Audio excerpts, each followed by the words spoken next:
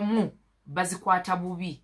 That's why nvuddeyo ne ngamba nti ba RDC ensonga zino bazi monitoringa baziza ku kyalo ba chairman bazikwasaganya kyokka babeera ba monitoringa nti waba ine ensobi gye bakoze RDC ayingiramu batuyina ekizibu tuyina abakulembeze abavaayo ne balwanyisa abantu ku bibanja ku ttaka ne bakozesa erinnya lya gavumenti ne bakozesa ebifo byabwe mu gavumenti abantu abo baba tebagala gavumenti ebeerewo because bw'obeera ng'oli minister ng'oli MP okola mu gavumenti ya NRM ate gw'olwanyisa abantu ku gw'onyigiriza abantu ku bibanja gw'onyigiriza abantu ku ttaka gw'onyigiriza abantu ku nsonga nga gwe representative wa gavumenti kitegeeza oba toli muwagizi wa gavumenti. So that's why nvuddeyo ne ngamba bakulembeze mukole omulimu gwammwe temwonoona pate yaffe tetujja kkiriza muntu kozesa obukulembeze bwe atanyigiriza abantu anyike president waffe atanyike ne pate yaffe ya NRM. Ensonga endala boogedde ku nsonga za omwami owe Luuka badde asiima owakalira yogedde ku nsonga z'ettaka waliwo wa Jinja City yogedde ku military presidenti ensonga y'abasirikale ku nnyanja yajogerako n'agamba nti abasirikale ku nnyanja teyabajjaawo yagamba nti abasirikale ku nnyanja bajja kuba nga babakyusa buli mwezi nga bakyusa abasirikale baleke okubeera batuuze buli mwezi nga bakyusa omulala buli mwezi nga bakyusa omulala kyokka abasirikale balina okubeerawo olw'ensonga waliwo abavubi complaining oba abeemulugunya nti ababeera ku booda z'e Congo nti abakongo bajja ne babba ebintu byabwe ne babakuba. So that's why twagala security ku mbalama zaaki z'ennyanja. So embalama z'ennyanja abasirikale tebagenda bajjawo but ennyanja president yagiddiza bananyini nnyanja ate kigenda kubeera mu bwandiiko. Nzijukira abakulembeze baabwe bagamba president tuyamba amagye galekewo yali wali mwajuulira bulungi abantu bagamba nti amagye bagalekewo olw'ensonga nti waliwo ebitundu ebirina insecurity nti abakongo bava we bavudde n'abalala amawanga amalala ate ne bajja ne batulugunya abantu abali ku nnyanja. So amagye president yagamba nti amagye abavubi bennyini basaba president amagye agalekewo n'agamba nti agenda galekawo but ajja kubanga buli mwezi bakyusa abantu bano baleke okubeera ate nga babeera bannanyini ate nnyanja. So ensonga eyo but ensonga n'agamba nti ennyanja agenda giddiza bannanyini nnyanja ate agenda kiteeka mu buwandiike. Waliwo omwami akubidde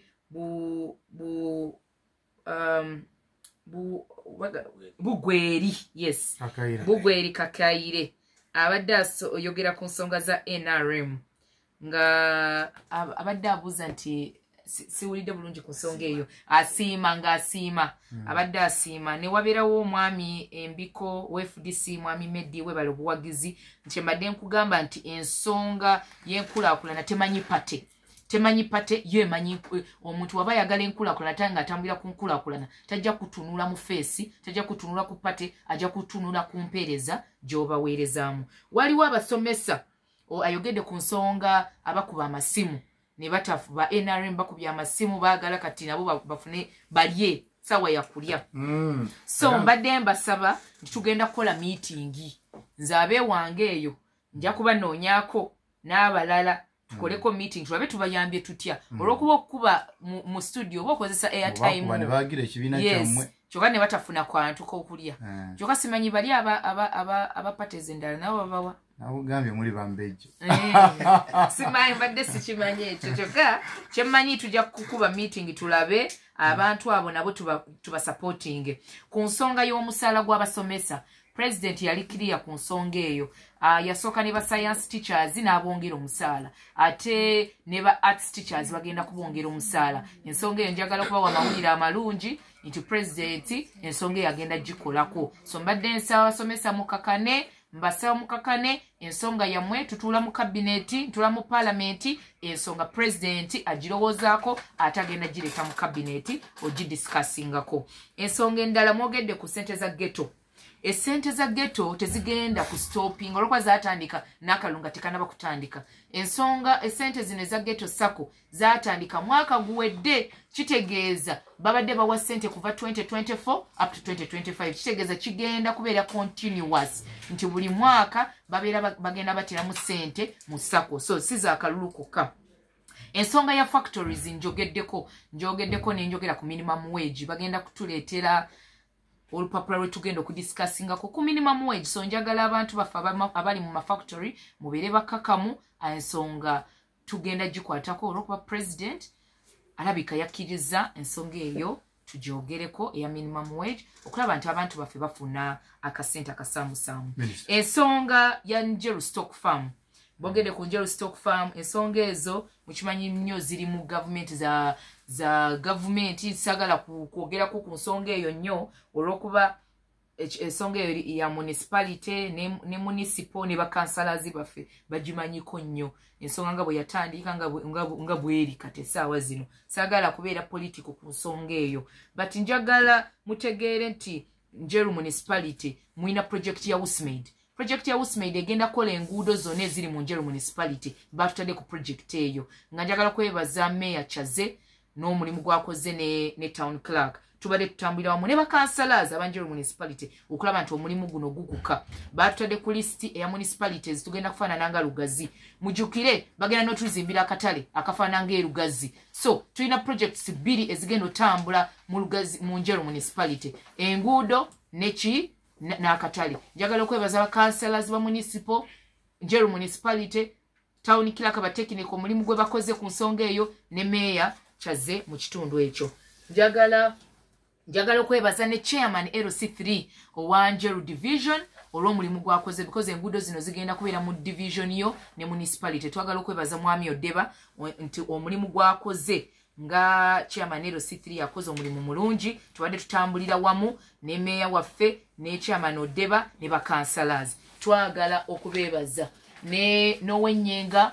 Njagala okumwebaza Mwami Baamu owa municipality, omulimu tugukoze bulungi. Tugenda kuzimba ekitebe ekyenyenga, twafuna ettaka. Njagala okumwebaza nti that is a big accomplishment okulaba nga tugenda kuzimba ekitebe ekifaanana obulungi. Ne Buyikwe district tugenda okuzimba ekitebe ekirabika obulungi. Chairman LC5 tatukoze bubi, twatambulira wamu okulaba nga tuzimba ekitebe ekyo, ate kati tuli kumpi kimaliriza okulaba nga ekitebe ekyo tukizimba. Tugenda kuzimba ekitebe kya Njeru Nyenga division, Mwami Baamu ne ekitebe kya district tuli kumpi kumala. Tugenda kuba nga tufaanana bulungi ng'abantu b'Enjeru abantu b'e Buyikwe district. Bingi bye tukoze sobola kubyogera wano ku radio obudde bugenze, but njagala okusaba abantu nti mwabalonda akalulu kano.